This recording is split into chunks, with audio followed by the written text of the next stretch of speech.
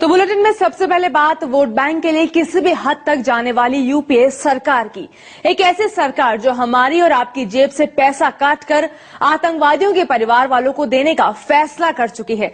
सरकार ने ऐसे परिवारों के पुनर्वास के लिए रोजगार, पैसा और पेंशन देने की योजना को हरी झंडी दे दी है। सरकार का चुनावी तर्क है कि बेसहारा परिवारों की मदद करना उसकी नैतिक जिम्मेदारी है।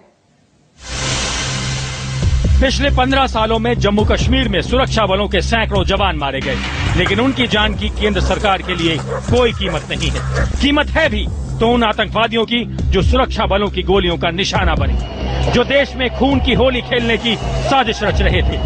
केंद्र सरकार की चली तो अब इन आतंकवादियों के परिवार वालों को सरकारी खजाने से मदद दी जाएगी। उन्हें नौकरी का तोहफा भी मिलेगा और जरूरत पड़ी तो एक मुश्त रकम देकर भी सरकार पूरी मदद करेगी।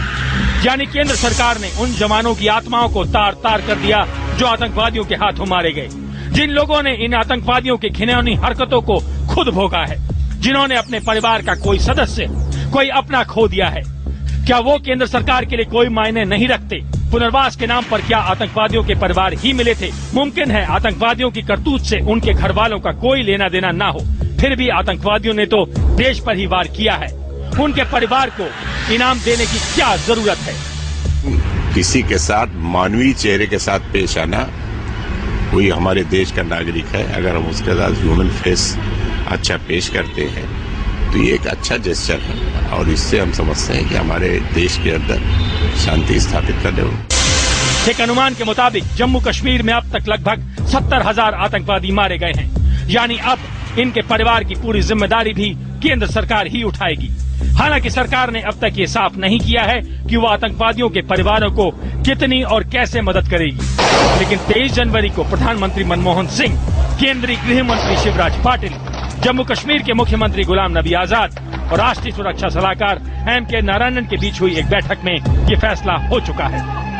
सरकार की दलील है कि आतंकवादी भटके हुए नौजवान हैं और उनकी काली करतूतों का खामियाजा उनके परिवार वाले भुगते ये मुनासिब नहीं है।